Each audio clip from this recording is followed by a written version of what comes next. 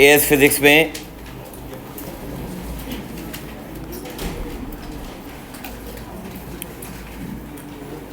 Types of forces की जब हम बात करते हैं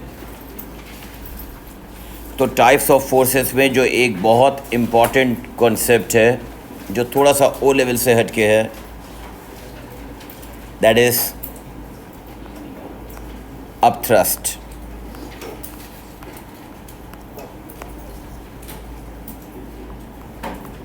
नाउ लिसन, सबसे पहले तो एक बात समझना एंड लिसन केयरफुली कि बेसिक फोर्स का फॉर्मूला, या आपने terminal velocity motion of parachutist में भी देखा कि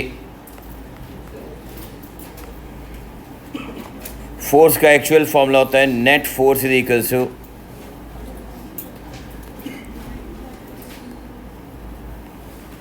applied force minus opposing force.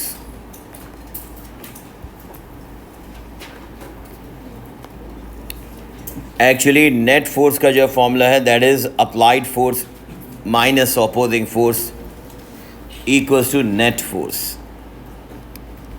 You can say net force या resultant force. Now,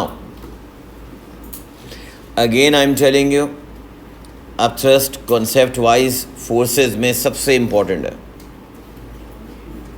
क्योंकि ये बिल्कुल नया है। बाकी सारी चीज़ें आपने पुली वगैरह, turning effect of force, clockwise moment equals to anti clockwise moment, equilibrium, सब आपने पहले पढ़ा हुआ है, ये नहीं पढ़ा, इसलिए इसको ज़रा गौर से समझना।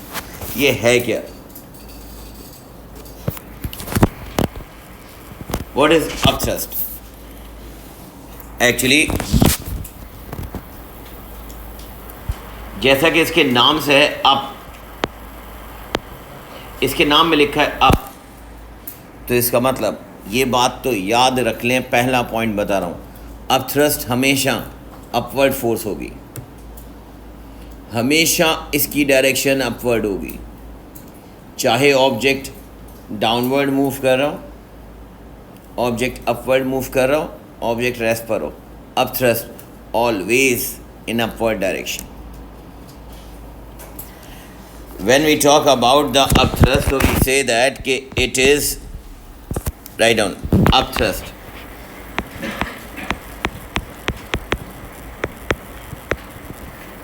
it is the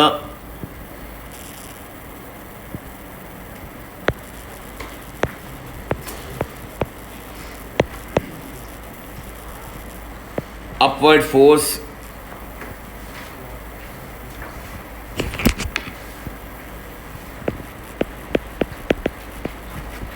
acting on an object when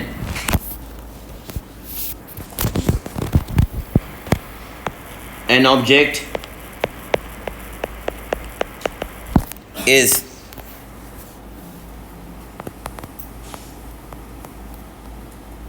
immersed in fluids, means liquid or gas.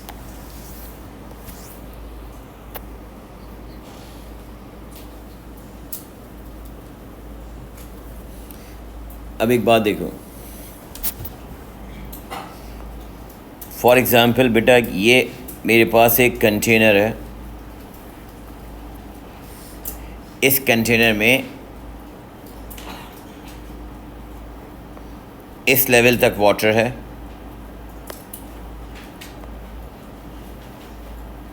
And listen carefully, यहाँ पर एक ये ब्लॉक है,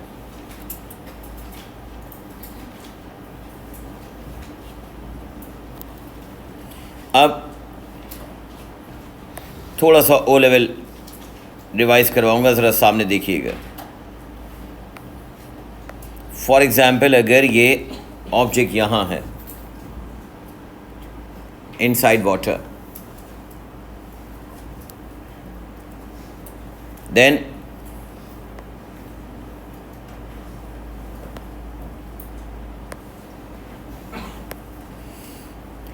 at the top surface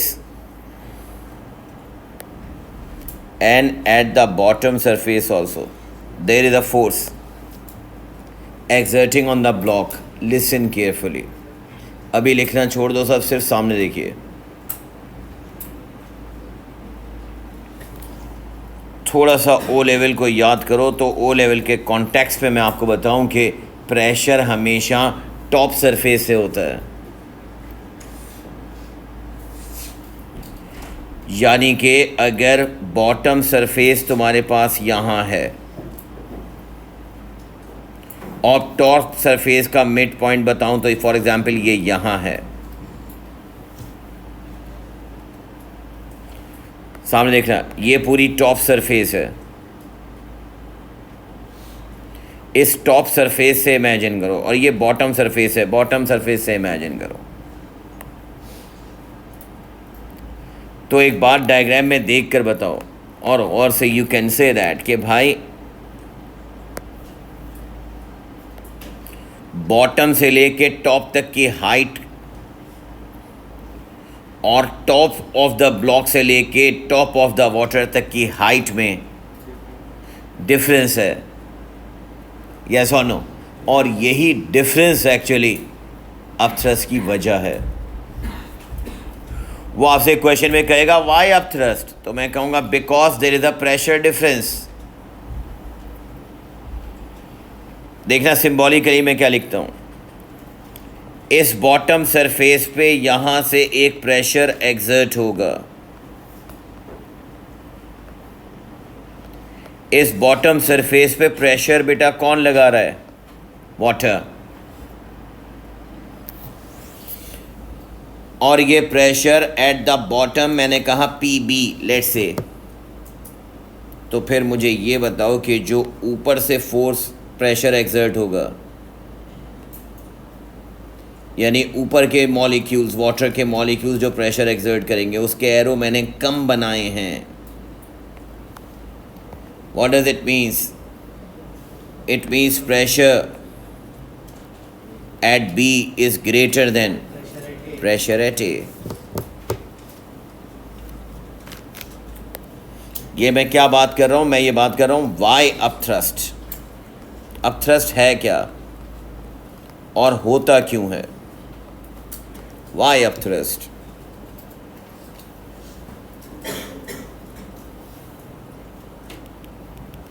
तो आप यहां पर ये कहेंगे कि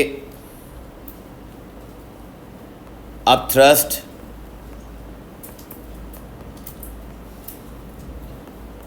is due to the pressure difference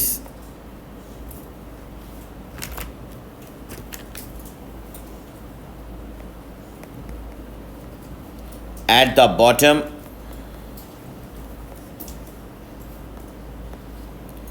and at the top surface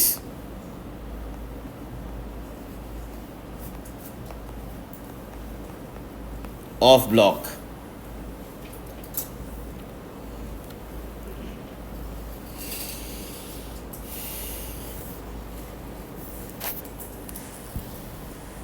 This pressure difference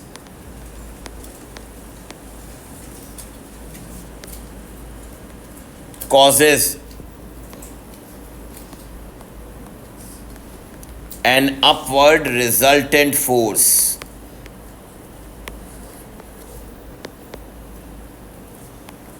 on the block, and this resultant force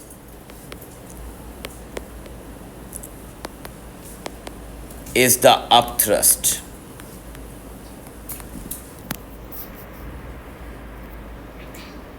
Now listen.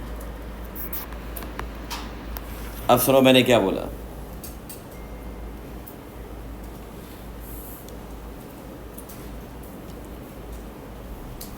तो इसका मतलब मैंने ये कहा कि क्या मैं ये कह सकता हूँ लिसन के अपथ्रस्ट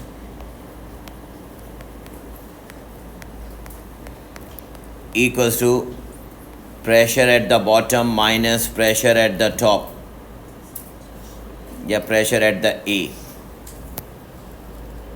यस और नो? कहाँ का प्रेशर ज़्यादा है? बॉटम का। कहाँ का प्रेशर ज़्यादा है? बॉटम का।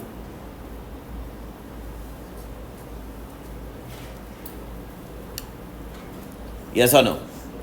Pressure at the bottom minus pressure of the A, इसको अगर आप प्रेशर को बेस एरिया से मल्टीप्लाई करते हैं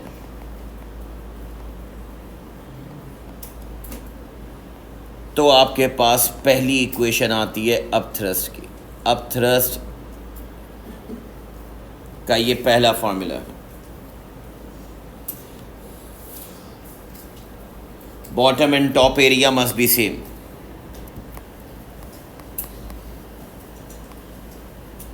bottom and top area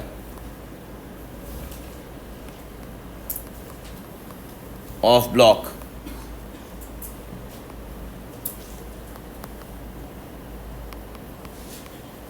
should be identical.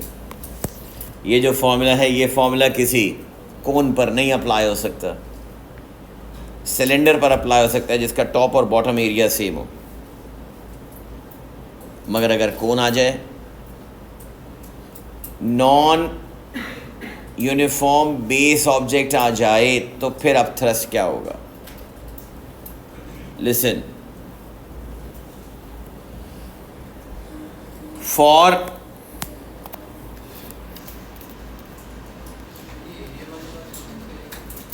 दोबारा बोलो, बात सुनो, साइड में बता रहा हूँ। प्रेशर का फॉर्मूला क्या होता है? हाँ, ओ लेवल। प्रेशर का फॉर्मूला क्या होता है? अब मुझे बताओ, अब थ्रस्ट एरिया है, प्रेशर है या फोर्स है?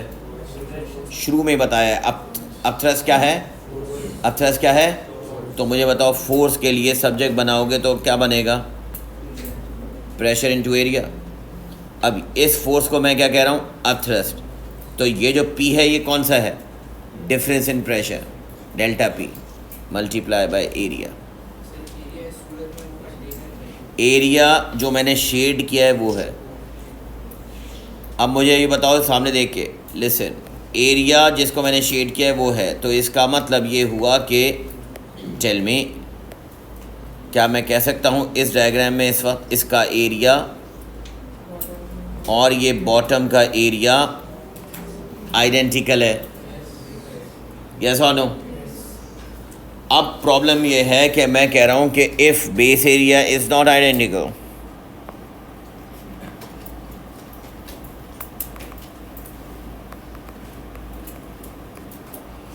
अगर बेस एरिया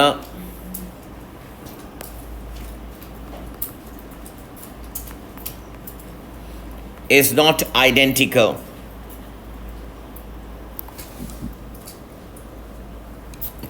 then अब सुनो दूसरा, अब थ्रस्ट इक्वल्स टू, बात नहीं, रो जी वी। अभी सब बताऊंगा ये कहाँ से आ रहा है, ये क्या चल रहा है। रो जी we,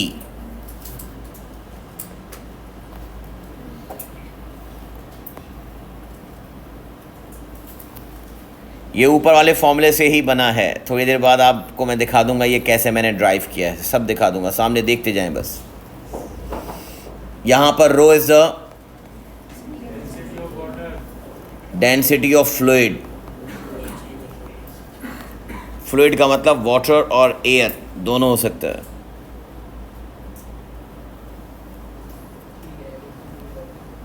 G is the acceleration of free fall, that is 9.8 अर्थ के लिए।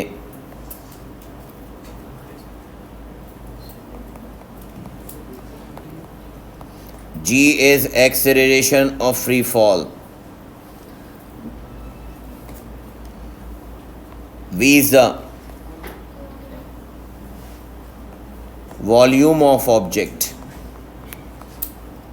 जिस ऑब्जेक्ट को भी आप लिक्विड में इमर्स करेंगे उसका वॉल्यूम यहां पर लिखा जाएगा। अब ज़रा सुनना, पहला पॉइंट, लिसन, सबसे पहले तुम ये कहो कि डेरिवेशन, सामने देखो प्लीज़ अटेंटिवली बेटा, सामने एक बात ये बताएं कि ये आपके पास एक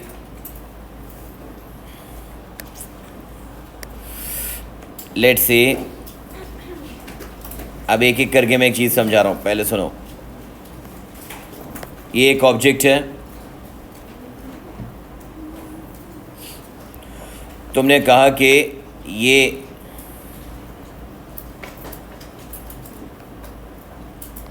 प्रेशर एट द बॉटम ज़्यादा होगा,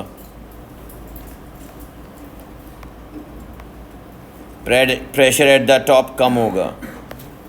सामने देखिएगा, ये लिक्विड है, बात नहीं, अब चुप रहना बिल्कुल। मुझे ये बताएं कि यहाँ से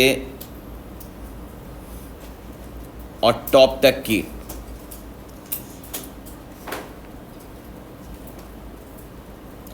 हाइट को मैं अगर h1 कहूँ और ब्लॉक के टॉप से वाटर की हाइट तक को मैं अगर h2 कहूँ, तो मुझे बताओ प्रेशर एट B, प्रेशर का फॉर्मूला O लेवल में rho G H, pressure at B is equals to rho G H 1। Bottom पे प्रेशर ज़्यादा है, प्लीज़ कोई चीज़ नहीं समझ में आया तो मुझे वहीं रोकना। बॉटम पर प्रेशर ज़्यादा है, बॉटम तक की हाइट h1 है। P A rho G H 2, A top surface है और पानी के टॉप सरफेस से ब्लॉक के टॉप सरफेस तक की हाइट h2 है।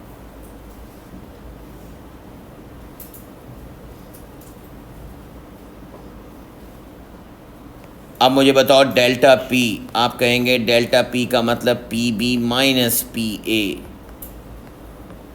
Rho G H 1 minus rho G H 2। अगर रॉ जी कॉमन ले लूँ तो h1 माइनस h2, यस और नो। h1 है बॉटम तक की हाइट, h2 है टॉप तक की हाइट, और बॉटम में से टॉप की हाइट को माइनस करोगे तो h बचेगा, h का मतलब हाइट ऑफ ब्लॉक, h का मतलब हाइट ऑफ ब्लॉक।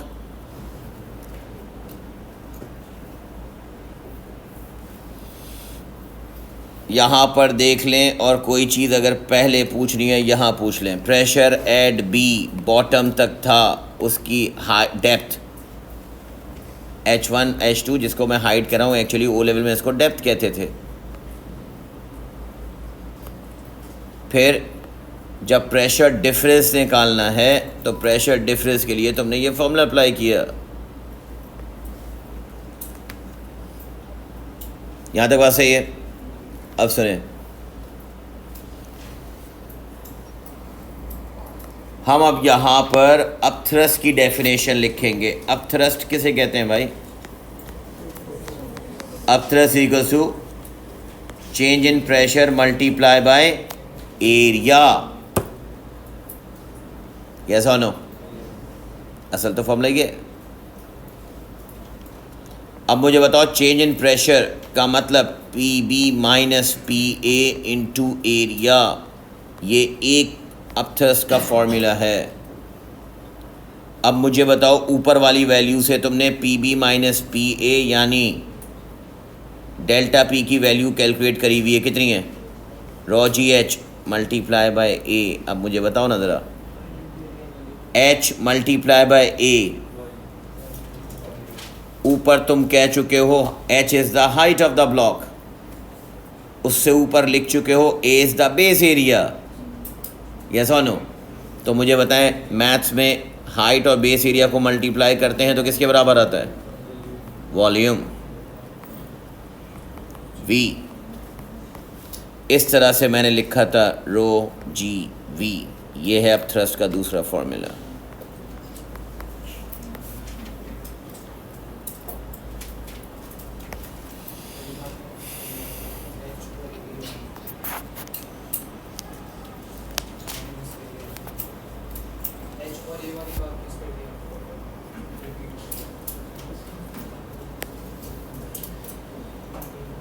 बेटा ओ लेवल में अगर ये कोई ऑब्जेक्ट था, सिलेंडर था या जो भी चीज़ थी, उसका बेस एरिया अगर ए होता है और उसकी हाइट एच होती है, तो उसका वॉल्यूम बेस एरिया, किसी भी ऑब्जेक्ट का volume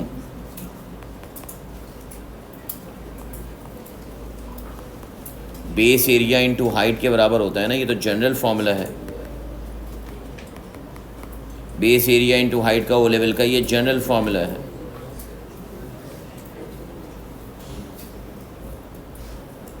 Is that clear? Now listen.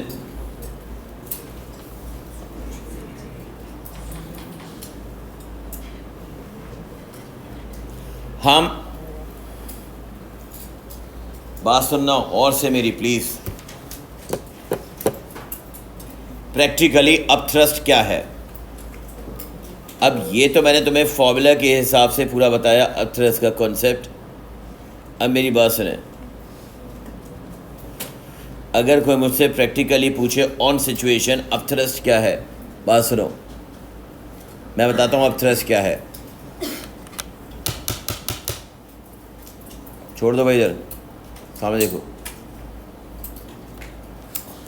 अगर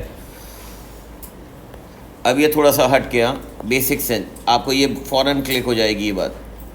अगर ये एक कंटेनर है,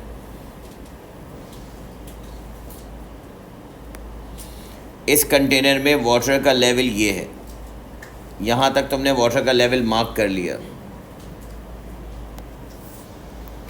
अब सोच के बताना मुझे ज़रा, अगर मैंने ये एक बॉल इस कंटेनर में डाल दी, ये स्टील बॉल है, तो मुझे बताएं ये स्टील बॉल यहाँ पर जाकर रुकेगी। यहाँ पहले क्या था? वाटर था। क्या था? वाटर था। अब मुझे बताए अगर ये स्टील बॉल यहाँ पर जाकर रुकी, तो जिस जगह स्टील बॉल रुकी है वहाँ से वाटर डिस्प्लेस हुआ होगा। यस और नो? वो डिस्प्लेस वाटर होने की वजह से वाटर की हाइट थोड़ी इंक्रीज हुई होगी। ये जो वाटर की हाइट इंक्रीज हुई है, इसका जो वज़न है, इसका जो वेट है, इसको आप थ्रस्ट कहते हैं। That wait of the fluid, सुनना मेरी बात, वेट ऑफ द फ्लूइड, और से सुनना मैं क्या कह रहा हूँ, मैं इसी को आगे कनेक्ट करूँगा, बोलना नहीं। Wait of the fluid displaced when object is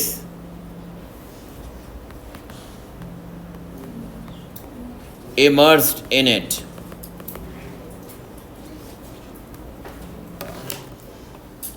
आप अगला पॉइंट बताएं। हेलो हेलो,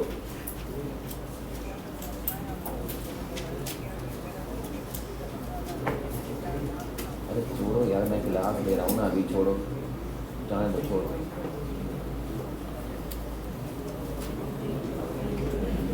नेक्स्ट, अब सुने मेरी बात। मैंने कहा weight of the liquid displaced या weight of the fluid displaced when the object is immersed in it. अब सुनना मेरी बात और बहुत ध्यान से सुनना। लिसन, मुझे एक बात ये बताएं कि अगर इसी ऑब्जेक्ट को मैं यहाँ पर अंदर मूव करना शुरू कर दूँ, लिक्विड के अंदर ये मूव हो रहा है,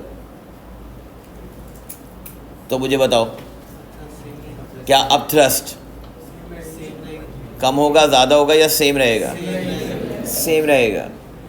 लिक्विड के अंदर ही देखो, अगर ये यहाँ से यहाँ हटेगा, फिर यहाँ से यहाँ पहुँचेगा, यहाँ से यहाँ पहुँचेगा, अमाउंट ऑफ लिक्विड तो सेम डिस्प्लेस रहेगा, यस और नो, मगर और से सुनिएगा, अब थ्रस्ट कब चेंज होगा?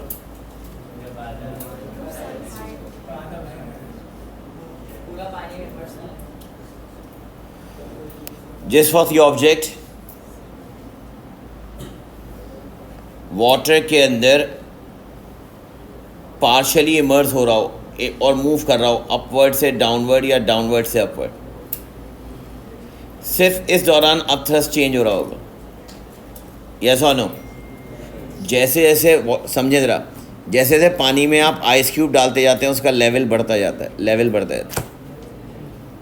अब तुमने 2 आइस क्यूब पानी के अंदर डाल दिए और पानी के अंदर ही आइस क्यूब को घुमा रहे हो, आगे पीछे कर रहे हो, आगे लेवल तो सेम रहेगा ना भाई। तो फिर एक और बात बोलना नहीं, बीच में खामोश रहना बिल्कुल।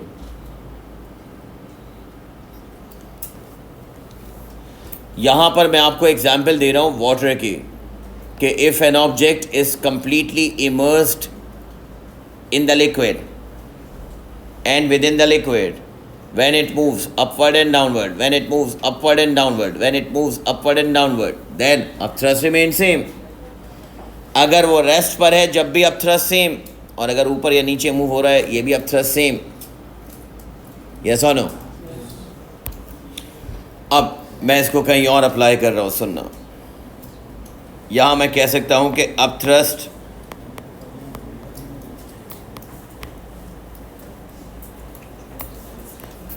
remains same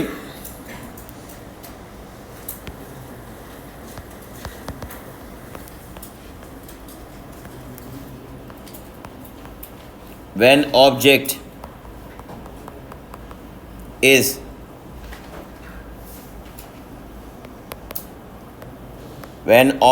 is in motion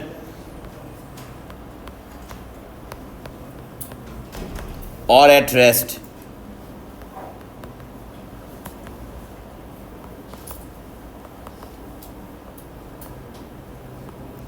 Inside the fluid. अब सुनो, why I am saying this. तो सुने, अब थ्रस्ट फ्लूइड में होता है और अब थ्रस्ट फ्लूइड में मतलब लिक्विड और गैस दोनों में होगा। अब एक बात बताओ कि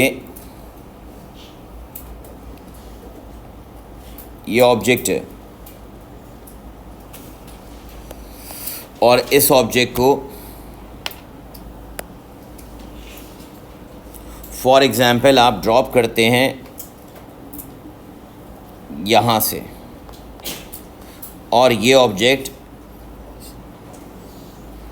इस पॉइंट पर पहुँचकर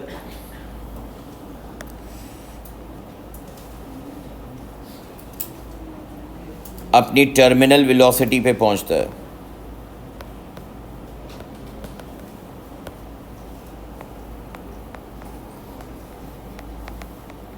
When object falls in air, अगर ऑब्जेक्ट फॉल करता है एयर में, when object falls in air,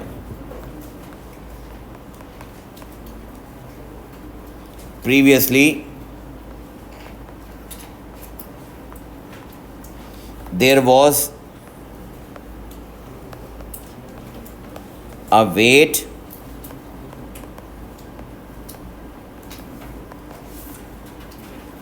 and air resistance only, but now upthrust also.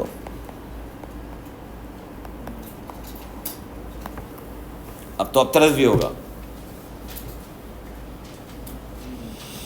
और अपथ्रस्ट की डायरेक्शन शुरू में बता चुका हूं, सबसे पहले बता चुका हूं, अपथ्रस्ट की डायरेक्शन कहाँ होगी। इसका मतलब जिस वक्त ऑब्जेक्ट नीचे की तरफ आ रहा है, अब थ्रस्ट ऊपर की तरफ है, यहाँ पर भी अब थ्रस्ट ऊपर की तरफ है। और मुझे बताओ, जो मैंने ऊपर एक्सप्लेन किया था कि चाहे ऑब्जेक्ट की स्पीड इंक्रीज हो रही है या डिक्रीज हो रही है, अब थ्रस्ट रिमेन सेम। अब आ जाएं प्रीवियस चैप्टर की टर्मिनल वेलोसिटी का कॉन्सेप्ट। तो आप कहेंगे इस ब्लॉक पर वेट नीचे की तरफ एक्ट हो रहा है, यस और नो। और जब टर्मिनल वेलोसिटी आ जाएगी तो आप कहेंगे कि प्रीवियस चैप्टर में हम डिस्कस कर चुके हैं कि टर्मिनल वेलोसिटी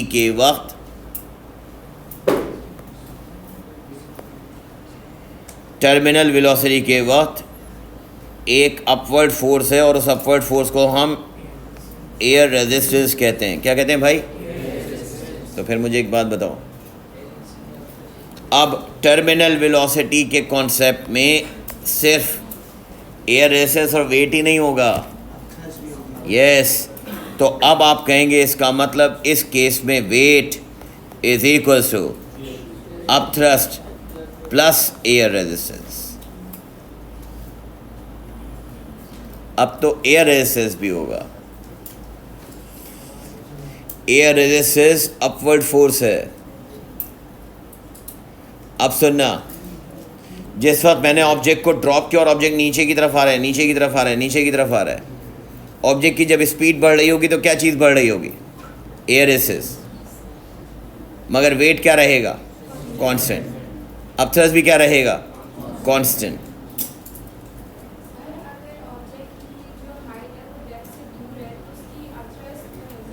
सेम होगी।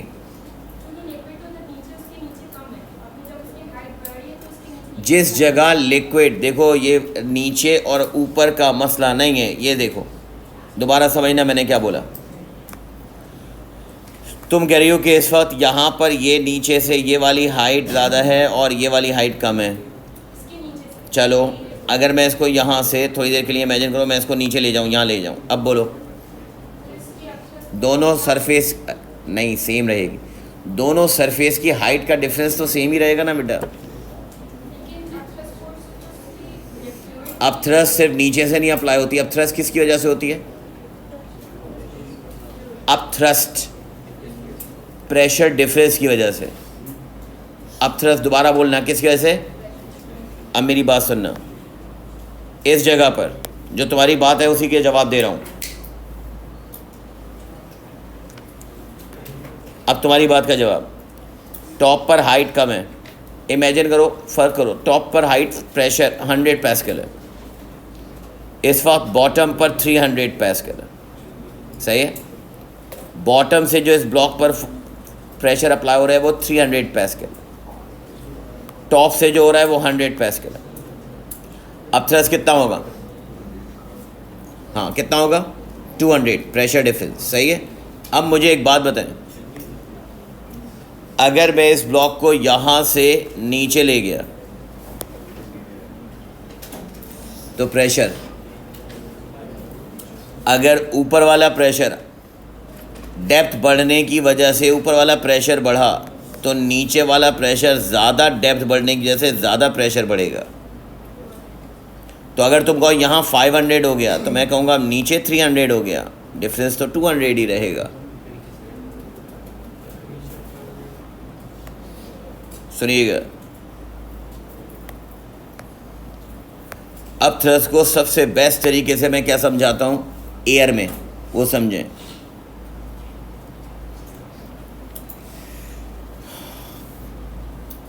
जिस वक्त ऑब्जेक्ट नीचे की तरफ आ रहा होगा,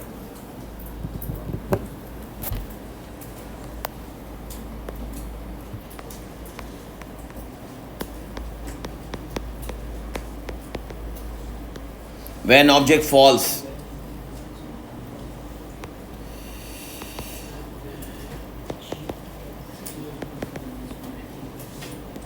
when object falls before terminal velocity, comma, terminal velocity से पहले जब ऑब्जेक्ट नीचे आ रहा होगा तो मुझे बताओ वेट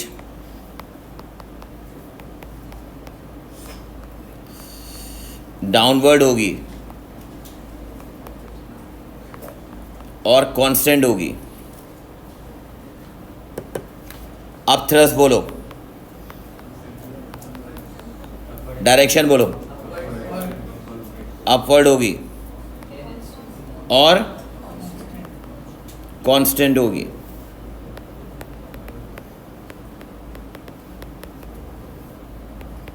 एयर रेजिस्टेंस डायरेक्शन बोलो, अपवर्ड होगी। एयर रेजिस्टेंस की बात कर रहे हो, इंक्रीज होगी।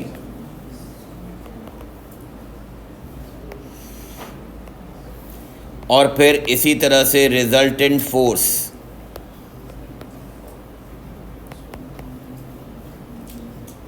रिजल्टेंट फोर्स ऑब्जेक्ट आ कहाँ रहा है, तो फिर रिजल्टेंट फोर्स की डायरेक्शन क्या होनी चाहिए, जिस डायरेक्शन में आ रहा है, डाउनवर्ड।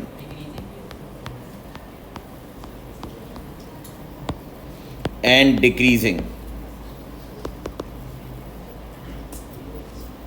रिजल्टेंट फोर्स डिक्रीज होगी जब भी तो एक्सेलरेशन डिक्रीज होगी, और जब एक्सेलरेशन डिक्रीज होगी जब भी तो टर्मिनल वेलोसिटी अचीव होगी। अब थ्रस्ट की बेस्ट एग्जाम्पल सुने। अगर मैं यहाँ पर बैठा हुआ हूँ, तुम जहाँ बैठे हुए हो, सोचो ज़रा, जहाँ तुम बैठे हुए हो, जिस पोजीशन पे, जिस चेयर पे, जिस जगह पर तुम बैठे हुए हो, सुने मेरी बात, जिस चेयर पे, जिस जगह पे आप बैठे हुए हैं, उस जगह से एयर मॉलिक्यूल हट चुके हैं जब भी तुम वहाँ बैठ गए हो, यस और नो। अब सुनो, तुम उठ के किसी दूसरी चेयर पे जाके बैठ जाओ, तो जहाँ, सोचना मैं क्या कह रहा हूँ, जहाँ तुम बैठे हुए थे वहाँ से उठ के तुम दूसरी चेयर पे जाके बैठ गए, तो इसका मतलब जहाँ तुम बैठे हुए थे वहाँ पर उतरे मॉलिक्यूल वापस आ जाएंगे, और जितनी जगह तुम बैठोगे आगे जाके वहाँ से हट जाएंगे। तो जो एयर मॉलिक्यूल्स डिस्प्लेस हो रहे हैं, क्या उनकी क्वांटिटी में या उनके वेट में कोई फ़र्क आ रहा है? नो। ये है अब थ्रस्ट। देखो एक बात समझो, हम कहते हैं कि जहाँ पर हम नहीं हैं, जो रूम है, उस रूम में हर जगह एयर मॉलिक्यूल्स हैं, यस और नो। अब मैं एक जगह तुम्हारे सामने यहाँ खड़ा हुआ हूँ, जिस जगह मैं खड़ा हुआ हूँ वहाँ से एयर मॉलिक्यूल हट गए, यस और नो। अगर मैं स्ट्रेट यहाँ खड़ा हूँ, तुम सामने खड़े हो जाओ स्ट्रेट और सोचो, इस जगह से एयर मॉलिक्यूल हट गए, अब इस जगह से मॉलिक्यूल हट गए, तो सुनो, अब अगर मैं यहाँ से हट के यहाँ पर खड़ा हो जाऊँ, अब अपनी पोजीशन से हट के मैं दूसरी जगह खड़ा हो जाऊँ, तो जहाँ मैं खड़ा हुआ था वहाँ सारे मॉलिक्यूल आ जाएंगे, और जो मेरी नई पोजीशन है वहाँ से मॉलिक्यूल हट जाएंगे, तो नंबर ऑफ मॉलिक्यूल या उनका वेट तो सेम ही रहेगा ना। एक वक्त में मैं दो जगह थोड़ी हो सकता हूँ।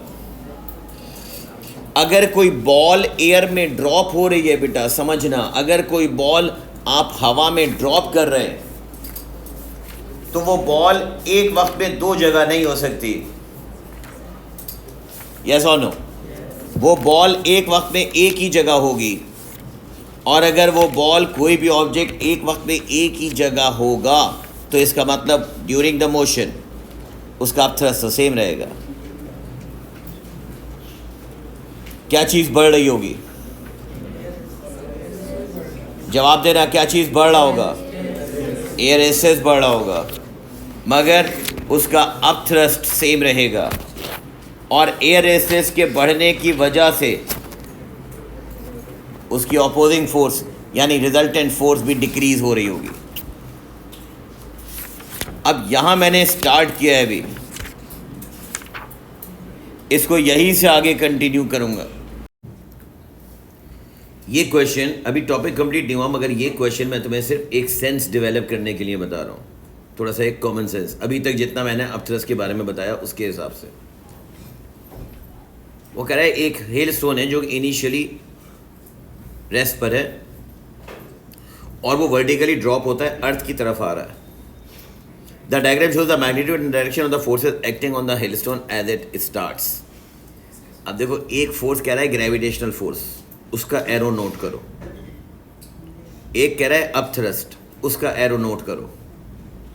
और एक एयर रेजिस्टेंस या विस्कस फोर्स, एक ही चीज़ है, याद रखना। विस्कस फोर्स, विस्कस या drag force is the same thing, that is an opposing force. O level में जिसको आप एयर रेजिस्टेंस कहते थे, उसको आप विस्कस फोर्स कहते हैं एएस में। क्यों? क्योंकि विस्कस फोर्स, बात सुनो, एयर रेजिस्टेंस, फर्क बताता हूँ, एयर रेजिस्टेंस सिर्फ हवा के लिए होती थी, मगर विस्कस फोर्स फ्लूइड के लिए होगी, यानी गैस एंड लिक्विड दोनों के लिए। तो अगर तुम्हें दोनों के लिए एक कॉमन वर्ड चाहिए तो वो विस्कस फोर्स है, ऑपोजिंग फोर्स। पानी में भी तुम आगे देखना, पानी में भी बोट आगे की तरफ जा रही होगी तो पानी पीछे की तरफ जा रहा होता है। कभी नोट करो, इमेजिन करो दिमाग में, जब बोट आगे जा रही होगी तो पानी पीछे की तरफ जा रहा होगा, और बोट की स्पीड ज़्यादा होगी तो पानी का प्रेशर पीछे जाने वाला और ज़्यादा होगा। ये विस्कस फोर्स है, पानी के अंदर विस्कस फोर्स है। उसको एयर रेजिस्टेंस भी मतलब एयर रेजिस्टेंस हवा में कह सकते हैं बस, राइट। वाटर के अंदर आप सिर्फ विस्कस फोर्स बोलेंगे, और हवा में ऑपोजिंग फोर्स को एयर रेजिस्टेंस और विस्कस दोनों बोल सकते हैं।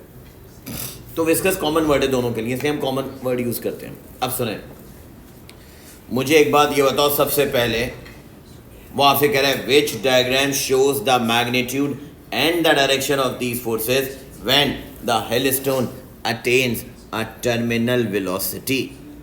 टर्मिनल वेलोसिटी पहले बताओ, टर्मिनल वेलोसिटी का मतलब total upward force total downward force के बराबर। हेलस्टोन अगर नीचे आ रहा होगा तो मुझे बताएं, नीचे आते हुए क्या उस किसी भी ऑब्जेक्ट का वेट चेंज होगा? और फिर अगली पिछली क्लास, मतलब इससे पहले मैंने ये बताया आपको कि भाई अगर वेट चेंज नहीं होगा तो अब थ्रस्ट भी तो चेंज नहीं होगा, यस और नो?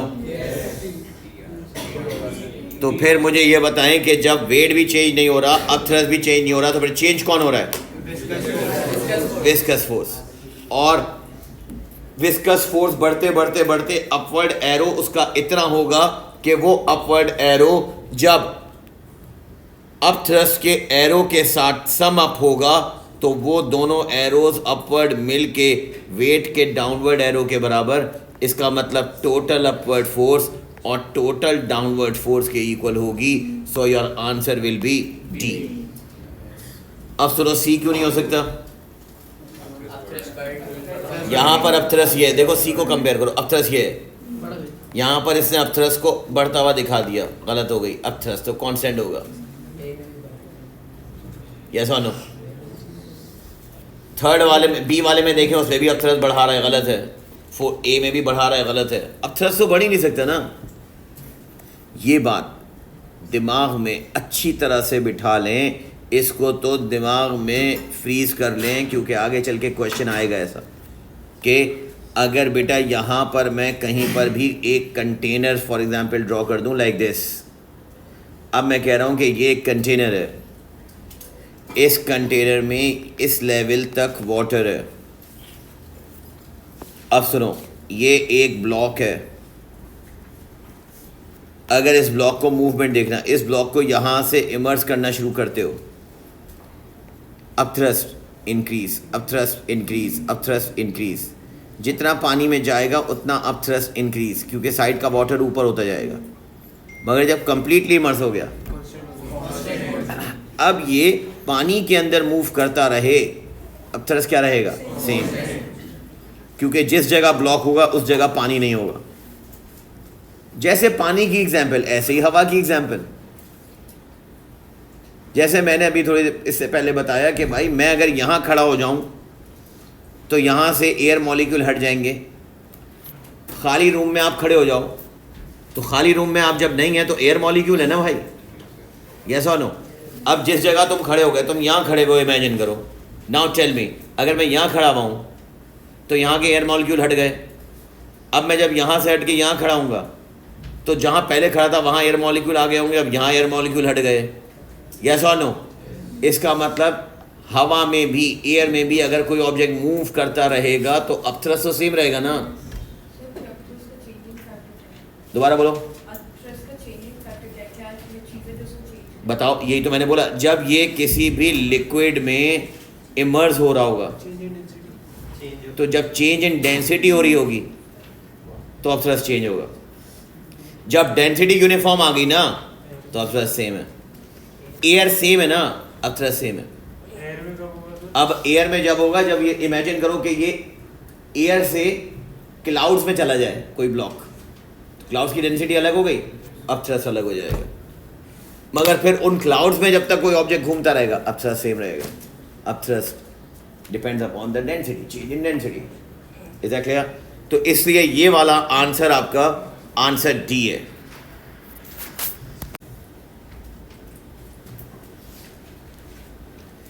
एक अब थ्रस्ट का आपके साथ इसी एमसीक्यूज की बेस पे, जो मैंने अभी एमसीक्यूज किया आपसे, इसकी बेस पे एक आपसे क्वेश्चन कर रहा हूं, मुझे बताना जरा। समझो ये अब थ्रस्ट का यू कैन से कि केस 1 है।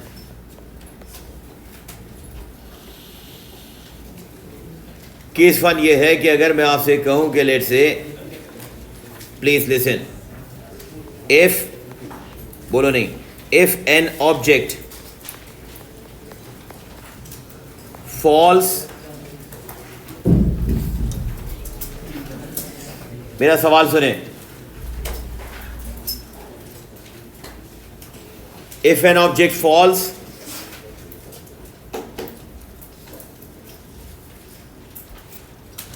in air,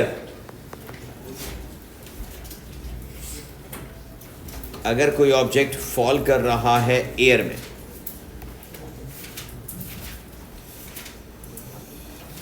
ये देखें, प्लीज बोलना नहीं, खामोशी से सुनना मेरी बात।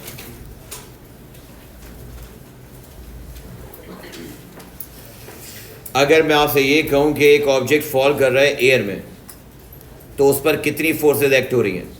आप कहेंगे एक वेट एक्ट हो रही है डाउनवर्ड, एक अपवर्ड एक्ट हो रही है अप थ्रस्ट, और एक एयर रेजिस्टेंस या विस्कस। सही है? बोलो नहीं यार, सवाल सुने मेरा फिर दोबारा। एक ऑब्जेक्ट फॉल हो रहा है एयर में, उस पर तुमने फोर्सेस बतानी है, तुमने तीनों फोर्सेस बता दी। अब अगला सवाल सुनना, if object falls in air at constant speed या constant velocity,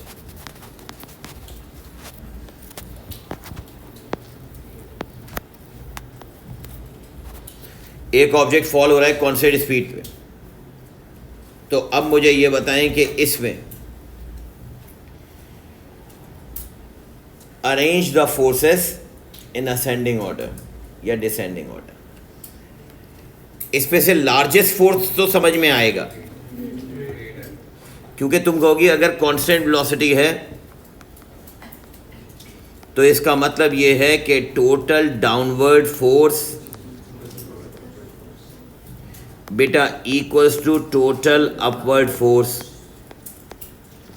टर्मिनल वेलोसिटी पे। तो आप कहेंगे इसका मतलब ये बात तो तय है कि वेट जो है वो इक्वल है up thrust plus air resistance. Yes और नो? वेट लार्जेस्ट,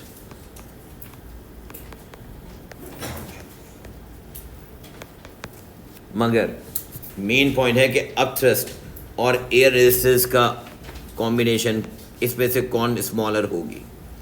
तो याद रखें, अगर कोई ऑब्जेक्ट एयर में नीचे आ रहा है तो उसमें up thrust is smallest, because, वजह सुनना, because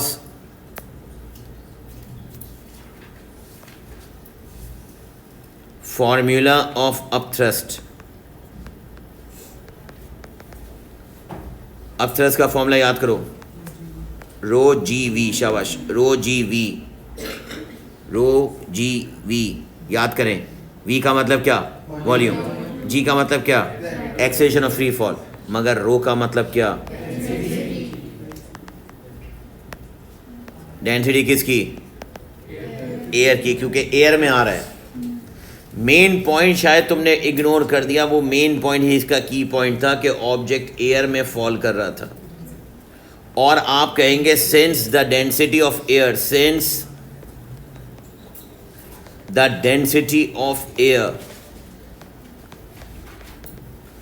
is least, so upthrust is smallest. Hence वो आपसे असेंडिंग ऑर्डर में फोर्सेस पूछेगा, यानी छोटे से बड़ा। तो मुझे बताएं कि ऑब्जेक्ट अगर ऊपर से नीचे आ रहा है और असेंडिंग ऑर्डर में अगर आप लिख रहे हैं, असेंडिंग ऑर्डर मतलब स्मॉलर टू लार्जर, तो आप पहले लिखेंगे क्या? अपथ्रस्ट। फिर क्या होगा? सबसे ज़्यादा कौन है? वेट।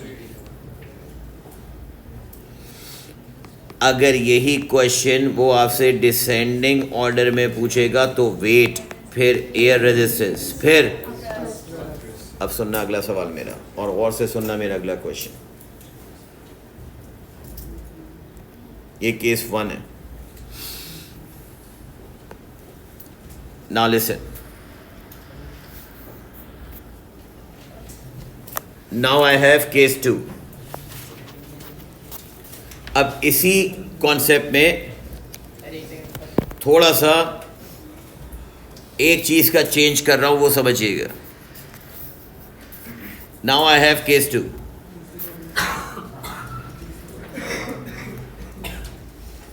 अब केस 2 में समझिएगा, पहले समझ लो फिर लिख लेना। Case 2,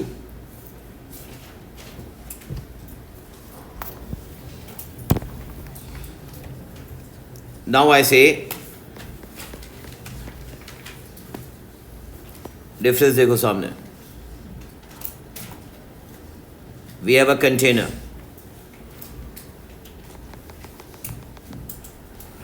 filled with water, container filled with water, and at the bottom this is air bubble. Listen what I'm saying, air bubble. पानी में बॉयल होते हुए इमेजिन करो, जिस वक्त एयर बबल बने तो वो एयर बबल वाटर की सरफेस की तरफ जाता है। यस और नो? इसका मतलब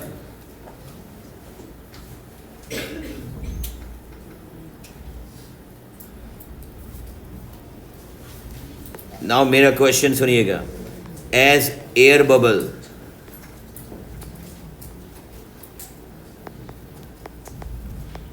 is moving up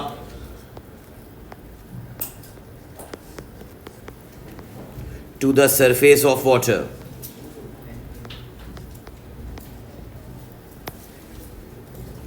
अच्छा पहली बात बताओ, अगर एयर बबल पॉइंट, पहला पॉइंट, अगर मैं कह दूं एयर बबल रेस्ट पर है शुरू में, तो फिर रेस्ट पर है तो इसका मतलब इस पर विस्कस फोर्स या एयर रेजिस्टेंस तो नहीं होगी, यहां पर विस्कस फोर्स नहीं होगी, जीरो हो जाएगी। यस और नो? एयर रेजिस्टेंस या विस्कस फोर्स ऑब्जेक्ट की स्पीड पर डिपेंड करती है।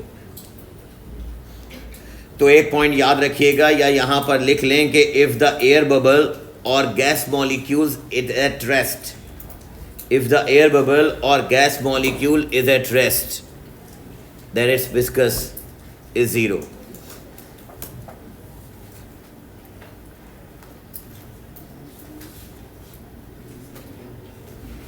अब सुने, अब मेरा क्वेश्चन ये है, now air bubble is moving up to the surface of water at constant speed. Listen, at constant speed, बोलो नहीं। Compare forces and arrange them in order. Now listen,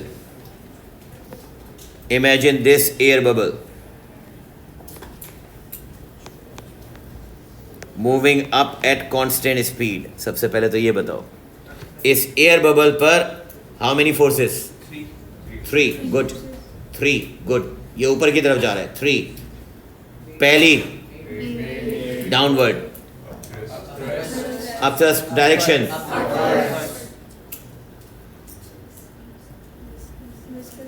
viscous drag direction, upwards जा रहा है तो direction downward. Air bubble जा कहाँ रहा है? तो फिर विस्कस ड्रैग कहाँ होगा?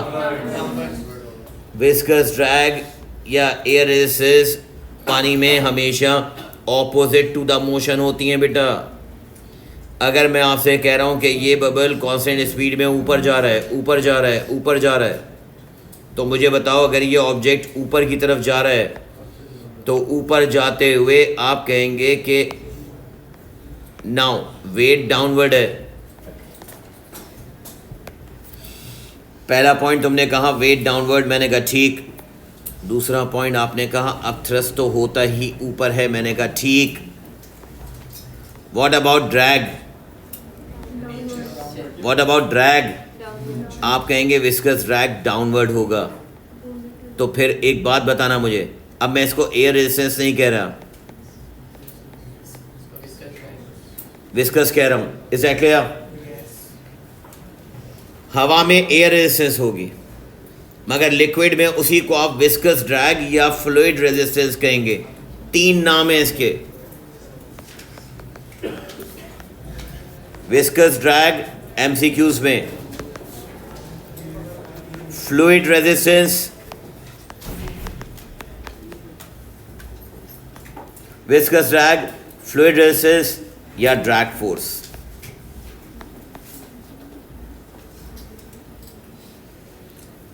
ये तीनों ऑपोजिंग फोर्सेस हैं इन लिक्विड। अब मुझे इक्वेशन बताओ सबसे पहले तो, कांस्टेंट स्पीड है, यस और नो? अगर मैं एरो वाइज बात करूं, एरो वाइज, तो आप कहेंगे अपवर्ड वाली, अप थ्रस्ट। कांस्टेंट स्पीड का मतलब, फिर दोबारा वही लिखूंगा, देखो कांस्टेंट स्पीड का मतलब टर्मिनल, या कांस्टेंट स्पीड का मतलब बेटा बोलें upward force equals to downward force. Upward force equals to, मैंने ये लिखा है डाउनवर्ड फोर्स। अब मुझे बताओ अपवर्ड फोर्स कौन है और डाउनवर्ड फोर्स कौन है?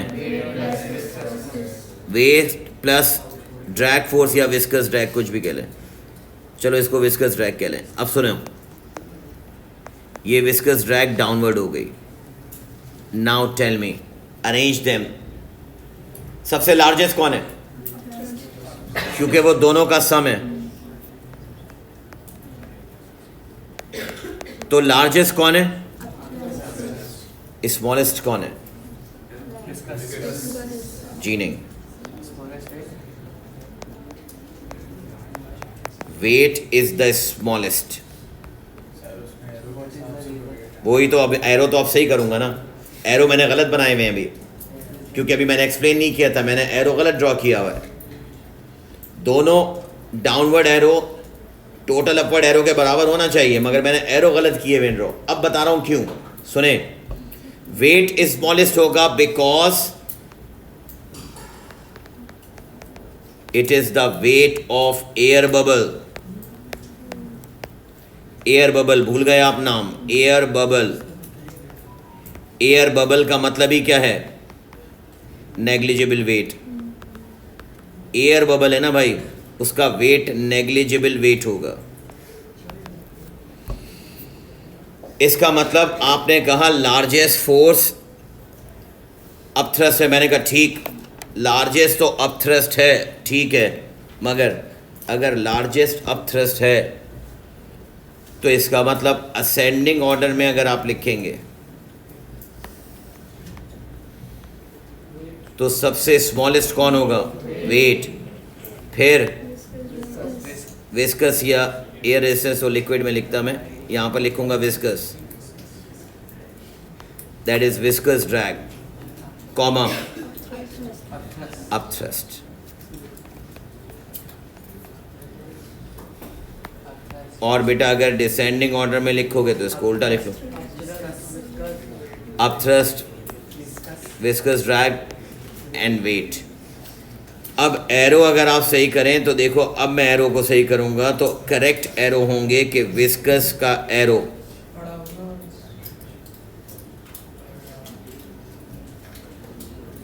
और वेट का एरो थोड़ा छोटा होगा। अब इसका मतलब विस्कस का एरो नीचे होगा और वेट से बड़ा होगा, वेट का एरो भी नीचे होगा मगर छोटा होगा, और ये दोनों ब्राउन एरोज ऐड होने के बाद अपवर्ड यानी अप थ्रस्ट के एरो के बराबर होंगे। यस, सेम रहेगा ना भाई। विस्कस स्पीड पर डिपेंड करता है, विस्कस का एरो चेंज होता रहेगा, अप थ्रस्ट सेम रहेगा।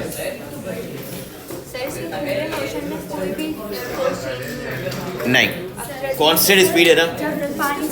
बात सुने, पानी से जब बाहर जाने लगेगा तो फिर तो आहिस्ता आहिस्ता अप थ्रस्ट कम होने लगेगा ना, पानी से बाहर निकल रहा है। जब तक ये पानी में मूव होता रहेगा कांस्टेंट स्पीड से, तीनों सेम रहेंगे।